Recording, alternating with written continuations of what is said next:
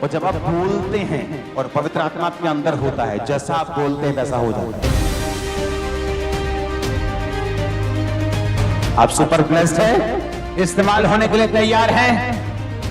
आप सुपरस्टार के भी सुपरस्टार होंगे जल्दी यीशु के नाम में। तुम आम नहीं हो, तुम फ्यूचर के स्टार हो, सुपरस्टार हो। मैंने तुम्हें कभी झूठ नहीं बोला। मोर फास्टिंग, मोर प्रेयर। लोग कहते हैं कि राजा बड़ा नहीं होता, कौन बड़ा होता है? प्रजा। नेता बड़ा नहीं होता, लोकतंत्र में कौन बड़ा होता है? लोग बड़े होते हैं। लेकिन मेरा मानना अलग है। मेरा यह मानना है वो लोग सबसे बड़े होते हैं जो प्रार्थना करने वाले और उपवास करने वाले होते हैं। क्योंकि जो बिना प्रार्थना और उपवास वाला है वो तो कुछ एक आध कुछ जाके कर आएगा, कुछ थोड़ा बहुत। लेकिन जब एक व्यक्ति भी प्रार्थना और उपवास वाला है, वो लाखों चीजों का रिजल्ट चेंज कर सकता है। हालेलुया। तो आपकी प्रेयर्स कितनी पावरफुल हैं, ये आपको अब अंदाजा हो चुका होगा। हो गया कि नहीं हुआ? समझ आ गई आपको कि आपकी प्रेयर्स ने सब कुछ चेंज कर दिया। आपको अंदाजा हो गया होगा कि मेरी प्रेयर्स सचमुच परमेश्वर सुनता है उसे। वचन कहता है कि एस्तर ने कहा, जब राजा ने आज्ञा निकाल दी, किसी विरोधी ने कहा कि ऐसी ऐसी जाति है एक, ये ना तो लंगर खाती है ना प्रसाद खाती है और ना ही किसी और परमेश्वर को मानती है, इनको मार दो। राजा ने कहा अच्छा, ऐसी प्रजा हमारे बीच में है। कहता हाँ राजा, हो सकता है कल को तेरे खिलाफ खड़े हो जाएं। कहता ठीक है, तू क्या चाहता है? उसने कहा मैं चाहता हूं कि तू इन्हें मार दे। राजा ने अंगूठी दी और कहा जो तेरा दिल करता तू कर ले। पढ़ा है बाइबल में? अपने हाथों को उठाओ, बाइबल को उठाओ, बोलो जो वचन मैं सुनूंगा 100 गुना फलों को लेके आऊंगा। एस्तर 3 उसकी 11 से 13 आयत में लिखा है, और राजा ने हमान से कहा वो चांदी तुझे दी गई है और लोग भी, तू जैसा चाहे वैसा व्यवहार उनसे कर। जो उसी पहले महीने के 13वें दिन को राजा के लेखक बुलाए गए। हमान की आज्ञा के अनुसार राजा ने सब अधिपतियों, प्रांतों के प्रधानों, देश देश के लोगों के हाकिमों के पास चिट्ठियां लिखी छाप लगाकर। क्या चिट्ठी थी? 13 आयत में लिखा, राज्य के सब प्रांतों में इस आशय की चिट्ठियां हरकारों के द्वारा भेजी गई कि एक ही दिन में अदार नामक 12वें महीने के 13वें दिन को क्या जवान, क्या बूढ़े, क्या स्त्री, क्या बालक, क्या यहूदी, क्या बालक, सब यहूदी मार डाले जाएं, नष्ट किए जाएं और उनका सत्यानाश किया जाए, उनकी धन संपत्ति लूट ली जाए। एस्तर 4 उसकी 1 आयत में लिखा है, जब मोर्दके ने जान लिया कि क्या क्या आज्ञा निकली है, तो वो वस्त्र फाड़ कर, टाट पहनकर, राख डालकर नगर के मध्य जाकर ऊंचे और दुख भरे स्वर से चिल्लाने लगा। तब मोर्दके ने एस्तर के पास कहला भेजा। ये एस्तर जो रानी थी, मोर्दके की एक तरह की बेटी थी, उसकी दूर की बहन जो उसने पाली थी, और वो रानी बन गई थी उसी की कृपा से, क्योंकि वो उसका मेंटर था। और उसने जाके कहा कि जब एस्तर के पास पहुंच और उससे कहे कि तू मन ही मन विचार ना कर कि मैं राजभवन में रहने के कारण यह सब यहूदियों में से बची रहूंगी, क्योंकि तू जो इस कारण इस समय चुपचाप हो रहे, तो किसी न किसी उपाय से यहूदियों का छुटकारा तो और उद्धार तो हो जाएगा, परंतु तू अपने पिता के घराने समेत नष्ट होगी। क्या जाने तुझे ऐसे ही कठिन समय के लिए राजपद मिल गया हो। एस्तर ने मोर्दके के पास जाकर कहा, तू जाकर शूशन के सब यहूदियों को इकट्ठा कर, तुम सब मिलकर मेरे निमित्त उपवास करो और 3 दिन रात ना तो कुछ खाओ ना तो कुछ पियो। मैं भी अपनी सहेलियों सहित उसी रीति उपवास करूंगी और ऐसी ही दशा में नियम के विरुद्ध राजा के पास भीतर आऊंगी। यदि नष्ट हो गई तो हो गई। हालेलुया। एस्तर 5 उसकी 1 से 8। तीसरे दिन एस्तर अपने राजकीय वस्त्र पहनकर राजभवन के भीतर आंगन में जाकर राजभवन के सामने खड़ी हो गई और राजा राजभवन में राजगद्दी पर भवन के द्वार के सामने विराजमान था। अब मेरी बात को ध्यान से समझना।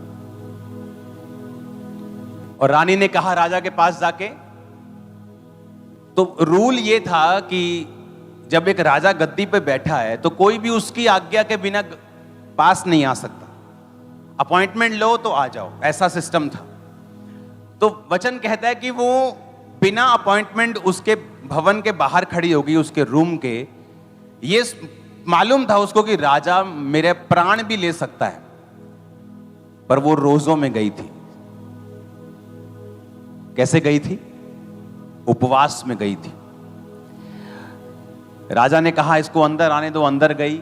उसने कहा राजा एक विनती करने आई हूं। क्या विनती करती है? कि तू मेरे पास खाने के लिए आएगा। उस दिन दूसरा रोजा था। राजा ने कहा ठीक है, मैं खाने के लिए आऊंगा। तब 6 आयत में लिखा, भोज के समय जब दाख मधु पिया जाता था तब राजा ने एस्तर से कहा तेरा क्या निवेदन है वो पूरा किया जाएगा। तू क्या मांगती है? मांग, आधा राज्य तुझे दे दूंगा। एस्तर ने कहा मेरा निवेदन जो मैं मांगती हूं वह ये है, यदि राजा मुझसे खुश है और मेरा निवेदन सुनना और जो वरदान मैं मांगू वो देना चाहता है, तो राजा और हामान कल उस भोज में आए जो मैं उनके लिए रखूंगी। कहती अगर तुम मुझसे खुश है, मुझे आधा राज नहीं चाहिए, कल मेरे पास खाने के लिए फिर आना।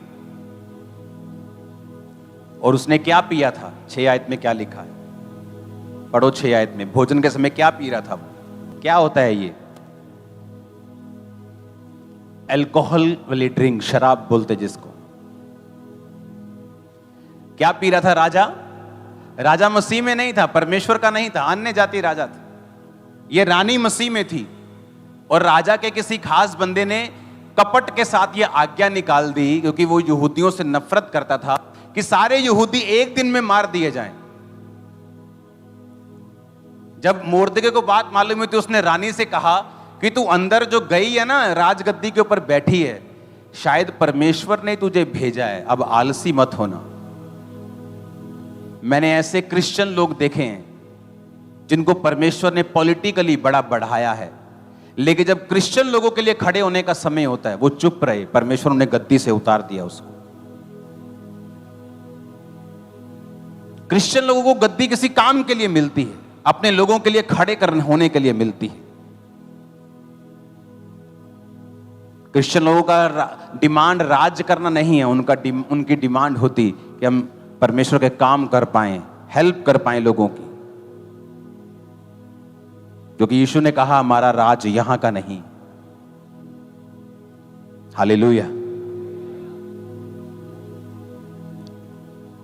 वचन कहता है उसने शराब पी, लेकिन 6 बाब में लिखा उस रात राजा को नींद नहीं आई। कभी सुना है ऐसा कि फुल शराब पी है राजा ने और नींद नहीं आ रही? तो शराबी को तो ऐसे होता है कि उसको तो मतलब नाली के किनारे गिर पड़ता है, वो कुत्ते उसका मुंह चाट रहे होते हैं। होता है कि नहीं? देखा है कि नहीं? उसको तो होश नहीं होती। अगर इतनी शराब नहीं पी, उसने ज्यादा पी ली फिर भी, तो सो तो वो जाता ही है। लेकिन बाइबल कहती राजा को उस रात नींद नहीं आई। रीजन क्या था? वो रोजे, वो प्रार्थना जो सारे यहूदी और एस्तर मिलके कर रहे थे।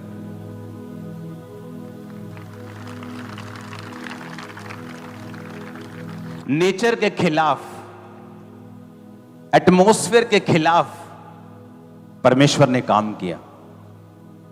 जबकि उस रात वो क्यों लिखा वचन में कि वो दाख मधु पी के गया?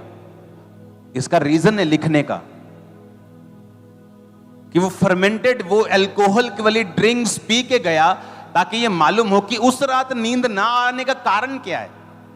ऐसा नहीं लिखा कि कॉफी पी के गया कि भाई साहब कॉफी पी ली नींद नहीं आई, कि चाय ज्यादा पी ली तो कप नींद नहीं आई।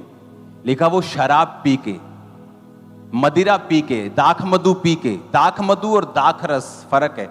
जहां दाख मधु आया वो स्ट्रॉन्ग ड्रिंक पी के वो गया, लेकिन उस रात नींद नहीं आई। शराब पी के भी नींद नहीं आई। जब नींद नहीं आई उसने कहा ऐसा करो, रिकॉर्ड निकालो तो बाइबल कहती है, इतिहास की पुस्तक कहता लाई जाए और पढ़ के राजा को सुनाई जाए। तो उसमें लिखा हुआ मिला कि एक बंदा है मोर्दके नाम का, जब तेरे खिलाफ दो बंदे तुझे मारने का प्लान कर रहे थे तो मोर्दके ने उनका प्लान जाहिर कर दिया था और तुझे बचा लिया था। कहता अच्छा, इतनी बड़ी बात हो गई। तो फिर क्या किया मोर्दके का? उसको कोई पैसा दिया, कोई घर दिया, कोई जमीन दी, कुछ उसको ऊंचा किया, उसके बदले में उसको क्या दिया? कहते कुछ नहीं दिया। कहते उसको बुलाओ। वो वही मोर्दके था जो एस्तर का भाई था, एस्तर को पालने वाला। देखो रोजे क्या कर रहे थे, रोजे प्रार्थना क्या कर रही थी, देखा सारा कुछ बदल रही थी परमेश्वर के लोगों के हक में। और उधर नमान जो दुश्मन था, एक फांसी का फंदा बनवा के लेके आया कि आखिरी दिन जो होगा ना भोज का, मैं राजा को बोलूंगा कि एक बंदा है मोर्दके, मेरे को पसंद नहीं, उसको मैं फांसी पे लटकाना चाहता हूं। रानी के कहने के अनुसार राजा फिर तीसरे दिन उसके पास गया और रानी ने कहा, मैं एक आज्ञा तुझसे मांगती हूं कि मेरा प्राण और मेरे लोगों का प्राण बचा लिया जाए। यह तीसरा दिन था। रानी ने ना तो कुछ खाया था ना तो कुछ पिया था। राजा के दिल में उसके प्रति प्यार परमेश्वर भर रहा था। उसने कहा क्या चाहिए तेरे को? उसने कहा वो लोग जो मेरे हैं, मैं भी नाश हो जाऊंगी अगर उनका नाश हुआ। राजा को गुस्सा आ गया, किसने किया ये सारा कुछ? इसी दुष्ट हामान ने जो तेरे साथ बैठा खा रहा है। राजा जब क्रोध में ऐसे गया दूर, गुस्सा आ गया उसको, दूर चला गया। और पीछे जो हामान था उसने सोचा कि अब हुन पैर फाड़ लो रानी दे, हुन बचाते होना नहीं।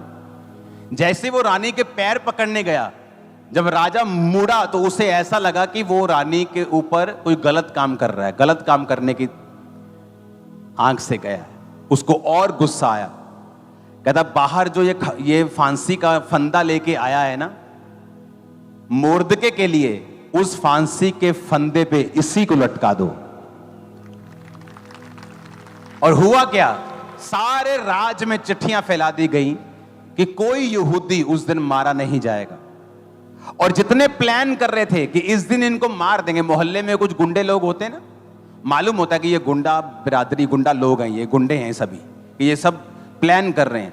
यहूदियों को पता था किन किन लोगों ने प्लान किया। जो प्लान कर रहे थे सारे मारे गए उस दिन, और सारा यहूदी कौम बचाई गई। Fasting, prayer. हालेलुया। ऊंची आवाज में नारा मारो जरा।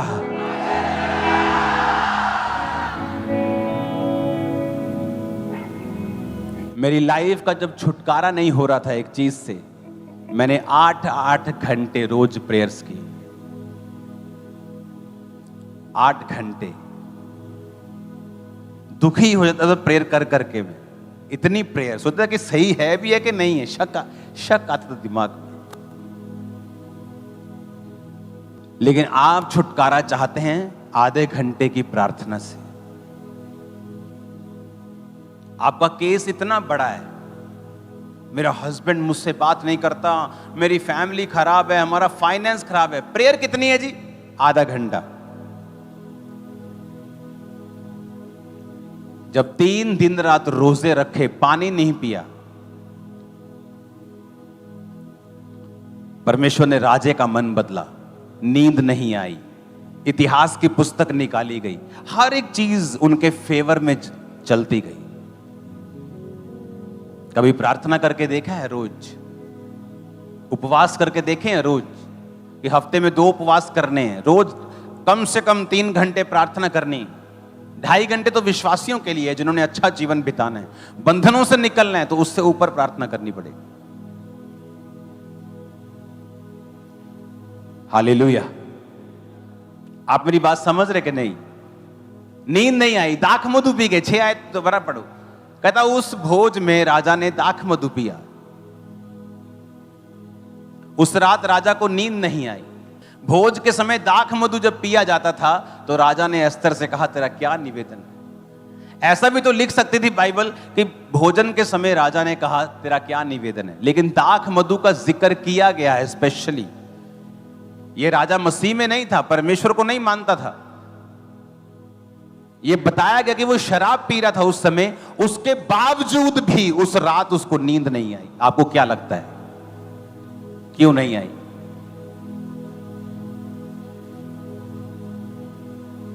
आपको मालूम है कल आपका कोर्ट में केस है, परसों आपके कोर्ट की तारीख है, आपको फास्टिंग, उपवास में, प्रार्थना में जाना चाहिए। देखो रिजल्ट आता है कि नहीं। आपने कुछ गुनाह भी किए हों, परमेश्वर आपको माफ कर देगा, सजा कम से कम कर देगा, जल्दी छुड़ा देगा, वो देखो तो सही। लेकिन 2 दिन पहले तो आप ब्लू फिल्म देख रहे हैं, 2 दिन पहले तो आप दोस्तों के साथ घूम रहे हैं, आप परसों मेरी तारीख यार बहुत टेंशन है यार, लाई यार 2 पैग से टेंशन दूर नहीं होगी। लेकिन जो आत्मिक लोग हैं उन्हें मालूम है कि ये मसला भी खड़ा हो रहा है, ये मसला खड़ा हो रहा है, मुझे प्रेयर करनी, ये प्रॉब्लम खड़ी हो रही, मुझे प्रेयर करनी, मेरी लाइफ में ये छुटकारा नहीं आ रहा, मुझे प्रेयर करनी, मेरी फैमिली में उद्धार नहीं आ रहा, मुझे प्रेयर करनी, सेवकाई में ग्रोथ नहीं है, बढ़ोतरी नहीं है, मुझे प्रेयर करनी। आप प्रेयर करेंगे, परमेश्वर फिर उस प्रेयर के मुताबिक आपके रास्ते खोलेगा। आप लाख कोशिश कर लो, राजा की नींद रोक सकती थी वो? कितना भी राजा अपनी पत्नी से प्यार क्यों ना करता, उसकी नींद नहीं रोक सकती थी वो। शराब पी तो उसने सोना है, ये 100% है। लेकिन वचन कहता है, फिर से पढ़ेंगे, उस रात राजा को नींद नहीं आई। शराब पीने के बावजूद नींद नहीं आई।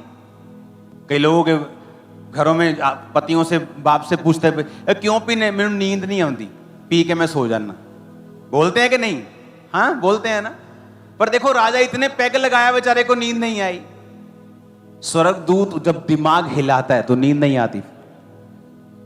जब आप फास्टिंग और प्रेयर करते हैं, हेवन दूत आपके ऊपर भेजे जाते हैं, आपके लिए काम करते हैं, आप एक मैग्नेट बन जाते हैं परमेश्वर की ब्लेसिंग्स का। सारी आपके आसपास की दुनिया आपके फेवर में काम करना शुरू कर देती है जब आप प्रार्थना और उपवास करते हैं। एक पाप में घुसा हुआ बंदा और बंदी प्रार्थना नहीं कर सकते। उन्हें पता है उनके जीवन में पाप है, उनके जीवन में कमी है, उनके जीवन में रिलेशनशिप्स हैं, गलतियां हैं। वो प्रार्थना करेंगे, उनको मालूम है परमेश्वर सुनेगा नहीं, क्योंकि वचन कहता है अगर तुम मुझसे प्यार करते हो तो मेरी आज्ञाओं को मानोगे। पवित्र बन जिस तरह तरह बुलाने वाला पवित्र है। जब आप पवित्रताई में होंगे और प्रार्थना में होंगे और उपवास रखेंगे, आपकी सुनी जाएगी, 100% सुनी जाएगी। कोई शक नहीं, कोई दो राय नहीं कि आपकी सुनी ना जाए। मसले बड़े बड़े हैं, प्रार्थना छोटी है। मसले बहुत बड़े हैं। बच्चा नहीं हो रहा जी 30 साल से, प्रार्थना कितनी है? आधा घंटा। आत्मा में बढ़ना चाहते हैं जी, लंगड़े चलाना चाहते हैं, प्रेयर कितनी है? 1 घंटा। तुम्हारे पास पीने के लिए अगर 1 गिलास पानी है, या तो तुम पी सकते हो या दूसरा पी सकता है। लेकिन अगर मेरे पास एक पूरा वाटर कूलर होगा तो मैं भी पीऊंगा, लोगों को पिलाऊंगा। पानी तो 1 गिलास है, अभी 1 घंटे से या तो तुम चलोगे या लोगों को चलाओगे। तुम्हारी प्यास नहीं बुझ रही, तुम्हारी जरूरतें आत्मिक पूरी नहीं हो रही, तुम लोगों की कैसे पूरी करोगे? रोज रात को, शाम को मैंने बैठ जाना प्रार्थना पे, और 4 से 5 से 6 घंटे उस समय, उसके बाद मॉर्निंग प्रेयर करनी। रोज घंटों, मेरे छुटकारे से पहले परमेश्वर ने मुझे घंटों रोज प्रार्थना में बिठाया। बैठ जाना, वर्शिप सुननी, फिर प्रेयर करनी, बैठ जाना, फिर वर्शिप सुननी, फिर प्रेयर करनी, फिर वर्शिप सुननी, फिर प्रेयर करनी, और बैठे रहना एक ही स्थान के ऊपर और प्रार्थना करते रहना। यीशु मसीह ने कहा, एक औरत एक पापी के पास रोज जाती, मेरा काम कर। और पापी सोचता है एक दिन कि ना मैं परमेश्वर से डरता हूं, ना किसी बंदे की परवाह करता हूं, लेकिन ये औरत बार बार मेरे पास आके तंग करती। कहता मैं किसका काम कर देता हूं, नहीं तो रोज मेरे नाक में दम करेगी। यीशु मसीह ने कहा, देखो वो पापी क्या सोचता है। अगर पापी ऐसा सोचता है तो मैं उन लोगों का न्याय क्यों नहीं करूंगा जो दिन और रात मेरे नाम की दुहाई देते हैं। वो साफ कह रहा है, कहता तुम्हें चाहिए मांगो, दिन रात लग जाओ। तुम्हें कुछ चाहिए तो मांगो ना, मांगो तो दिया जाएगा। तुम्हारा स्वर्गीय पिता तुम्हारे मांगने से पहले जानता है तुम्हें किन वस्तुओं की जरूरत है, लेकिन देता तभी है जब तुम मांगते हो। एक है कि मेरे को मालूम है कि मेरे एक वर्कर को बाइक की जरूरत है, लेकिन मैं भी चुप बैठा हूं, जब मांगेगा तब मैं दे दूंगा। आप समझ रहे मेरी बात? तो यीशु ने कहा मांगो तो दिया जाएगा, ढूंढो तो तुम पाओगे, खटखटाओ तो तुम्हारे लिए खोला जाएगा।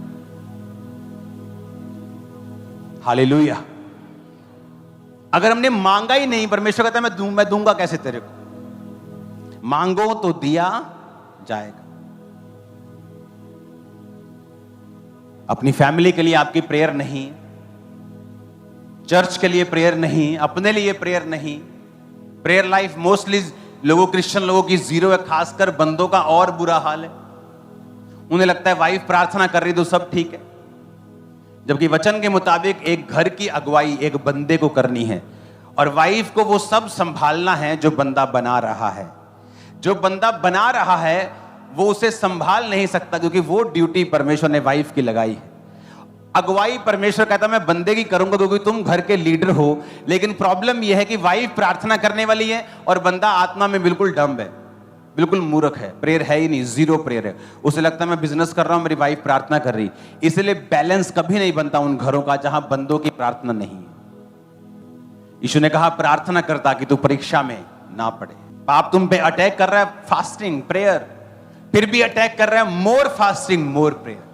मेरे स्पिरिचुअल फादर बोलते थे मुझे कि मैं बोलता था कि मुझे ये प्रॉब्लम है, उन्होंने कहा फास्टिंग एंड प्रेयर। मैं कहा मैं कर रहा हूं, कहते फिर more fasting and more prayer और करो। कहते उससे भी काम नहीं बनता, then more and fasting and more prayer. हल यही है, डोज बढ़ानी पड़ेगी। शैतान झुकेगा एक दिन, उसे झुकना पड़ेगा, क्योंकि आप परमेश्वर की ओर हैं, आप सच्चाई की ओर हैं, आप वचन की ओर। अगर वचन में लिखा कि यीशु ने कहा जो दिन और रात मेरे नाम की दुहाई देते हैं मैं उनका काम क्यों नहीं करूंगा। उसने कहा, क्वेश्चन पूछ रहा है वो, कहता क्यों नहीं करूंगा, कारण बताओ, मैं क्यों नहीं करूंगा तुम्हारा काम। एक पापी बंदा सोच सकता है कि मैं विधवा का काम कर दूं, नहीं तो रोज मेरे आके तंग करेगी।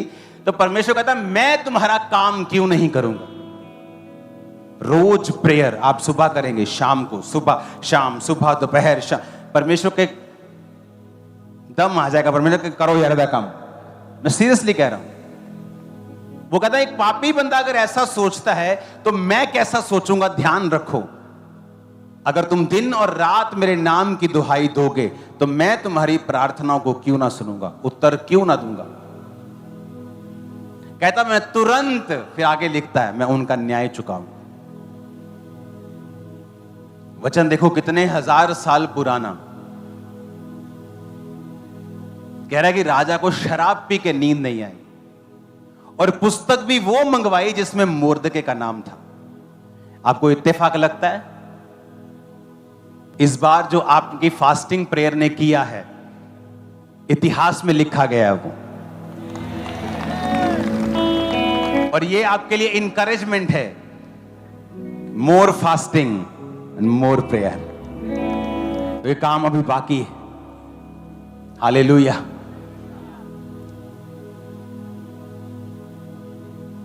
अपने पड़ोसी को बोलो प्रार्थना कर, फिर से बोलो प्रार्थना कर ताकि तू परीक्षा में ना पड़े। प्रार्थना कर, तेरी प्रार्थना सुनाई देगी खुदा को। वो तेरा न्याय तुरंत चुकाएगा, वो तेरा काम तुरंत करेगा। दिन और रात उसके नाम की दुहाई दे, वो तेरी प्रार्थना को सुनेगा। आमीन। परमेश्वर का एक दास प्रार्थना करता था रोज।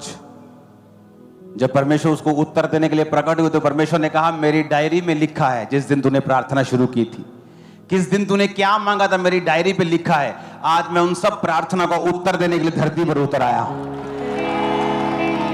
उसमें की गई मेहनत कभी व्यर्थ नहीं जाती, कभी व्यर्थ नहीं जाती।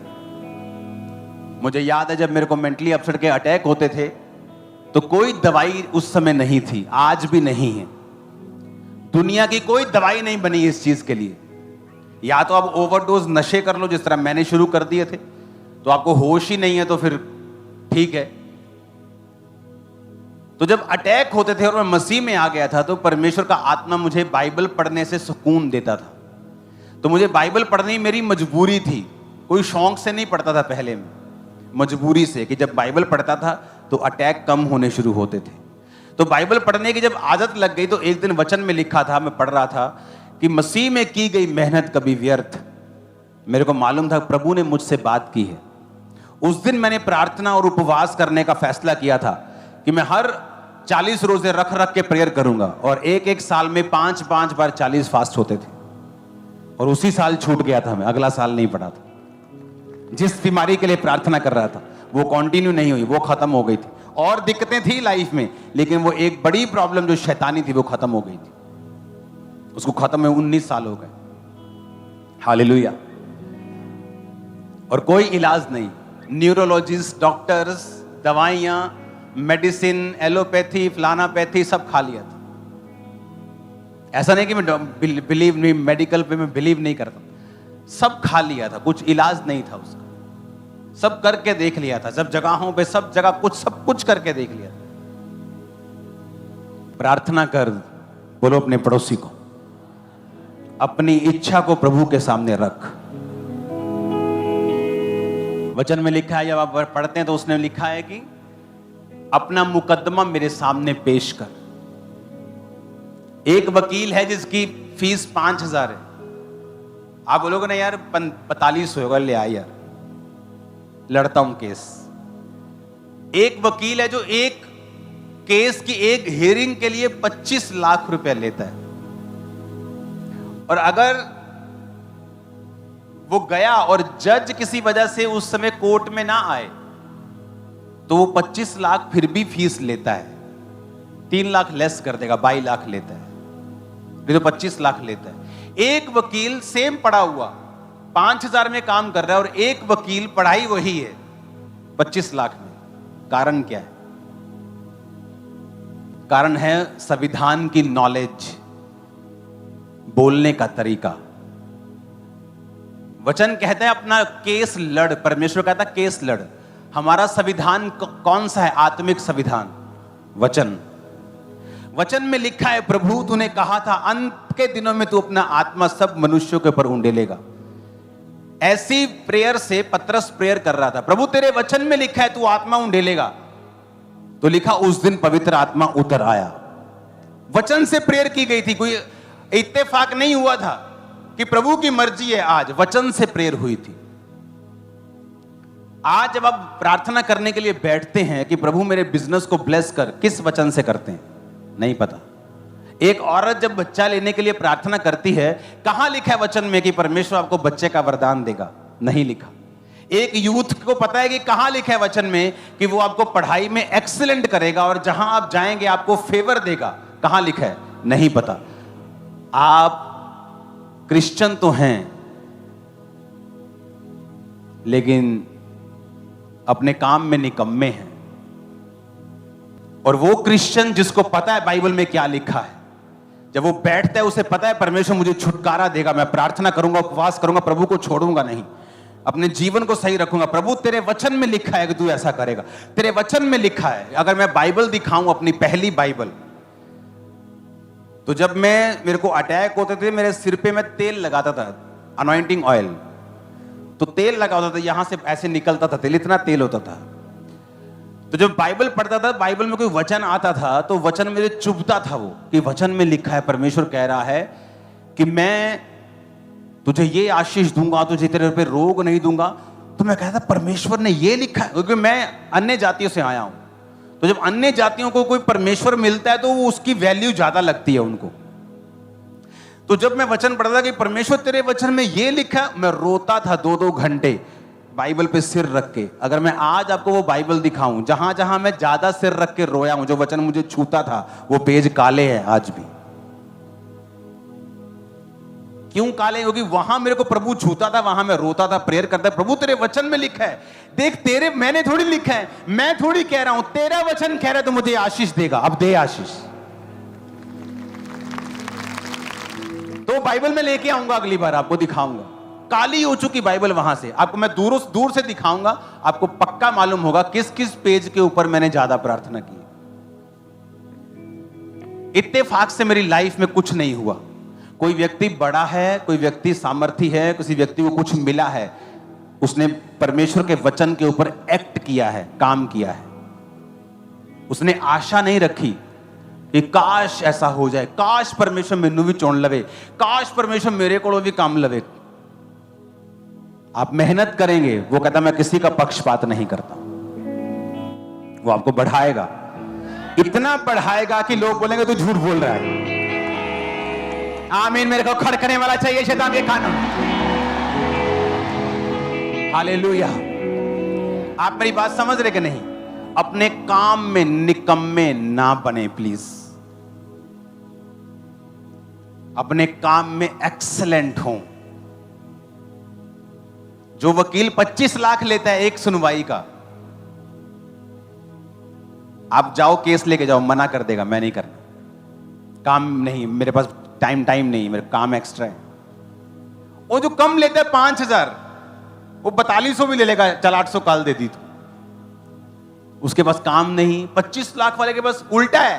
परमेश्वर कहता है जिसके पास ज्यादा है उसे और दिया जाएगा, कम है उससे छीन लिया जाएगा, और उसको दे दिया जाएगा जिसके पास ज्यादा है। वचन पूरा होता है।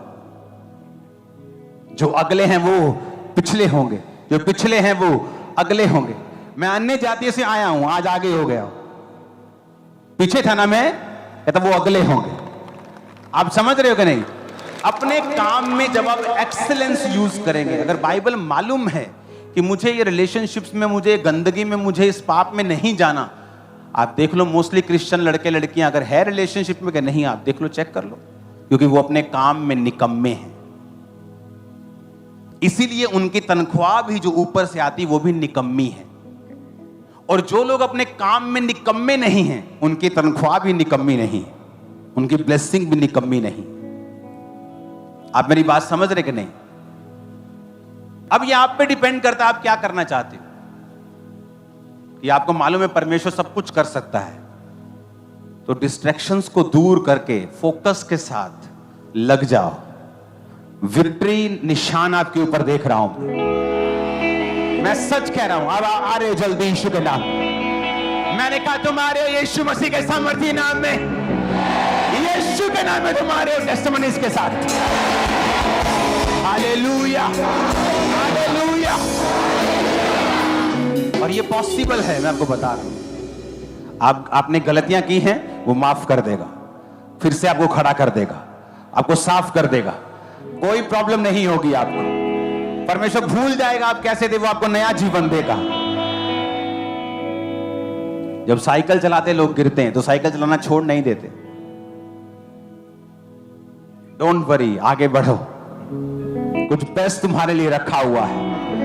आमीन ऊंचे वाला चाहिए चर्च। मैंने कहा आमीन ऊंचे वाला चाहिए चर्च। करंट खुदावन का आएगा तुम्हारे सिरों के ऊपर, तुम परिवर्तित हो जाओगे, कुछ और बन जाओगे। आमीन ऊंचे वाला चाहिए। आमीन। आज से निकम्मे नहीं बनना है, स्ट्रॉन्ग क्रिश्चियन बनना है। तुम एक जना काफी है तुम्हारे नगर को बचाने के लिए। एक, ये तो लाखों, ये तो देखो लग रहा है ये थर्सडे लग रहा है तुमको, ये तो क्रूसेड लग रहा है आज। हाँ, एक बंदा काफी होता है, तुम लाखों में हो। सोचो कितने देश नगर बचा सकते हो।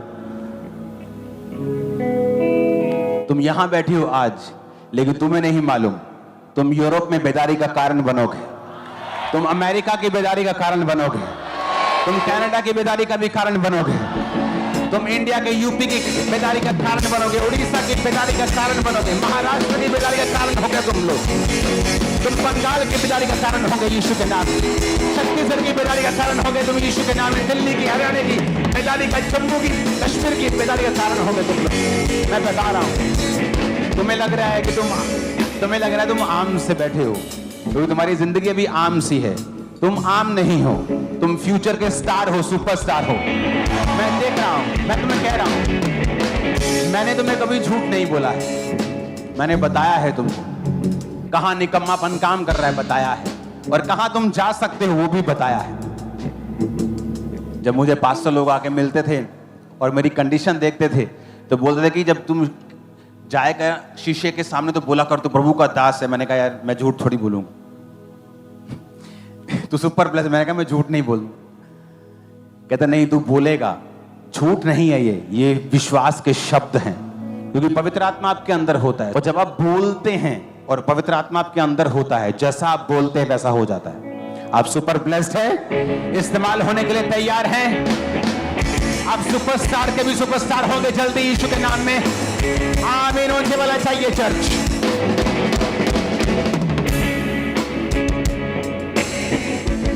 तुम रिवायत को चेंज कर दोगे। जो रिवायतें चली आ रही है ना, जब लोग तुम्हारी सेवकाई को देखेंगे हैरान हो जाएंगे। वो रिवायत से अलग होगी और उसका रिजल्ट कहीं अधिक होगा दूसरों से यीशु के नाम।